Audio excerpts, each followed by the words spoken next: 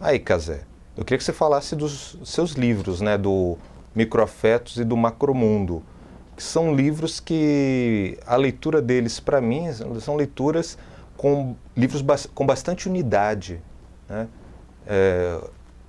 Eu queria saber qual foi a ideia de formular os dois, né?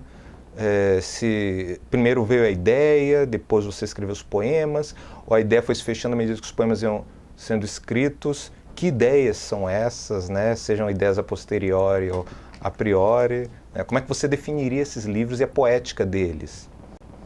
Esses livros eu vejo hoje como a etapa de minha formação poética. À medida que eu ia lendo poesia, eu ia exercitando os primeiros textos e em algum momento eu me senti seguro mesmo de tentar criar alguma obra, algum trabalho que tivesse uma linguagem única, né? Que não fossem poemas avulsos, mas que os textos tivessem alguma interação entre si. E os dois livros foram meio que escritos paralelamente um ao outro. Eu escrevi durante alguns anos mais ou menos 220 pequenos poemas. E no momento de lançar o primeiro livro eu separei alguns. Depois de algum tempo, no momento de lançar o segundo livro, eu peguei alguma coisa daquele material antigo e coloquei alguma coisa nova também que tinha a mesma afinidade temática. Daí, por isso, você percebeu uma identidade entre os dois, que eu quis enfatizar com os títulos que traçam uma simetria entre eles, né? Microafetos e Macromundo. Minuto último.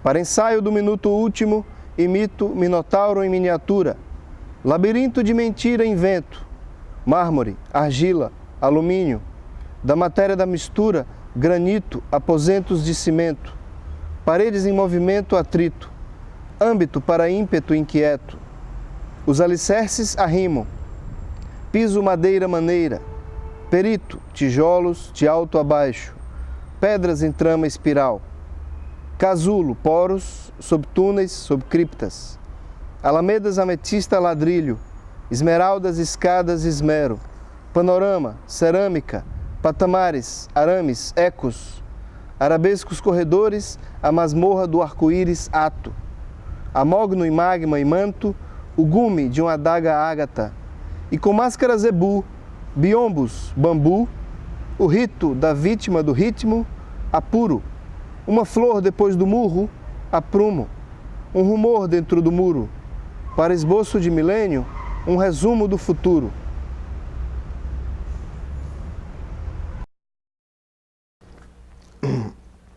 Essa temática dos animais é muito influenciada, vem da minha infância lá em Petrolina. Nós tínhamos um quintal em casa e eu me lembro que uma vez esse quintal inundou de uma enchente que teve, e à medida que a água foi indo embora, diversos animais foram aparecendo ali, girinos, insetos, e eu sempre gostei de bichos, fiquei observando aqueles bichos. No primeiro grau, a matéria que eu mais gostava era biologia. Teve aquele biologia da sexta série, eu acho, que era só sobre animais. Então eu fui vidrado naquele livro. Eu prefiro escrever sobre isso do que escrever um poema na primeira pessoa, me colocando como personagem do poema. Eu acho mais interessante tentar sair dessa barreira do eu e buscar representar o outro, o exterior. E no final, claro que você sempre acaba se reencontrando naquele seu personagem. O lagarto planta. Lagarto leva o dia tatuado nas costas, roupa cor da pele. Tem estilo versátil durante a tarde toda. Réptil não se repete. Logo ao sol que esquenta, as vestes mais não mexe. Fica atrás da folhagem. mudo, quieto e terrestre, passa para quem o vê por ser parente de plantas. Camuflado na grama, carcomida de escamas, é parte da paisagem.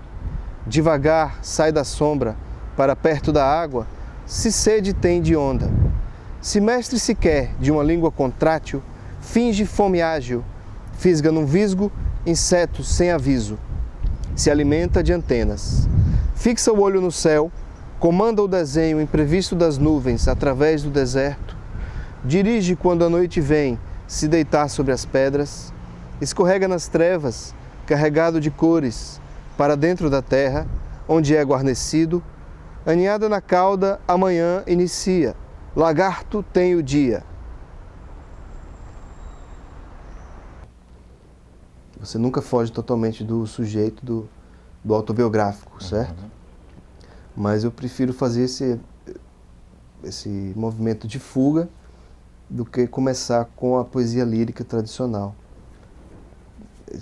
Aí eu teria talvez um traço forte da influência de João Cabral, né, que falou de Fernando Pessoa, que o maior desserviço que alguém poderia fazer à poesia foi o que ele fez, enfatizando tanto o eu e a presença do sujeito. João Cabral foi no caminho oposto de dessubjetivização. Às margens de um riacho dietético, uma borboleta cibernética intercepta um besouro tecno-rítmico, afago rápido no espaço hipercrítico. Esses poemas que dão título ao primeiro livro, Microafetos, são uma série que eu escrevi imediatamente a partir do momento que eu tive contato com o e-mail, que eu comecei a trocar e-mail com pessoas, aquela correspondência imediata, né? Que antes você escrevia uma carta e tinha que esperar a resposta. Já o e-mail não, era uma coisa imediata. São personagens quase reais, assim, daquela vida nos anos 90, quando a internet apareceu. O meio eletrônico me permitiu, à medida que eu escrevia um poema desse, mandar para várias pessoas. Imediatamente elas respondiam comentando, dizendo se gostaram ou não, sugerindo isso ou aquilo, alterações, mudanças. Então, tem muito isso nesses poemas dessa série Microafetos. O título micro aí também alude um pouco à questão do microcomputador. Pela questão da linguagem poética, eu já penso que, como esses livros foram, boa parte deles escritos nos anos 90, com aquela influência de João Cabral, que foi um traço forte da poesia brasileira nos anos 90, eu diria que são poemas, são 2 livros de poesia muito tributários dessa escola dos anos 90. Eu não diria que eles têm grandes afinidades com variadas estéticas e vozes que são produzidas hoje no Brasil, né? Eles têm um enquadramento bem particular ali e eu teria que escrever um tipo de poesia diferente para me enquadrar hoje dentro desse panorama.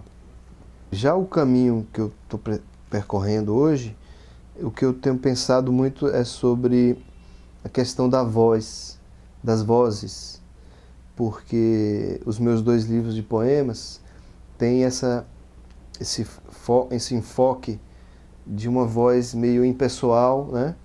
Onde há aquela busca da dessubjetivização, da ausência do eu lírico e uma certa objetividade, a busca de alguma objetividade. Caracol, eremita dos interiores de si mesmo, íncola na caverna, casulo que carrega aonde quer que vá, onde hiberna, um caracol itinera degraus de mármore, moroso, mole.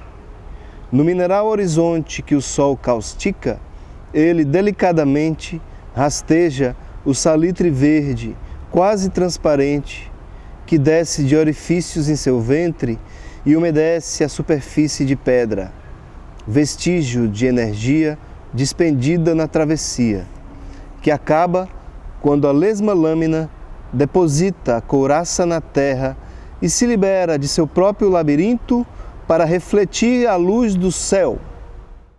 Mas agora eu estou querendo buscar outras outras vozes, buscar trazer um pouco, recuperar algo mais desse eu aos poucos e me colocando a primeira pessoa também.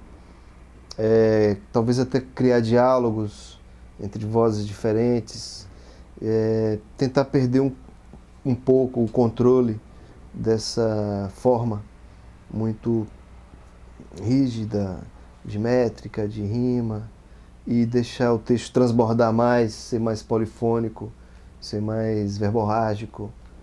É nessa luta que eu estou agora.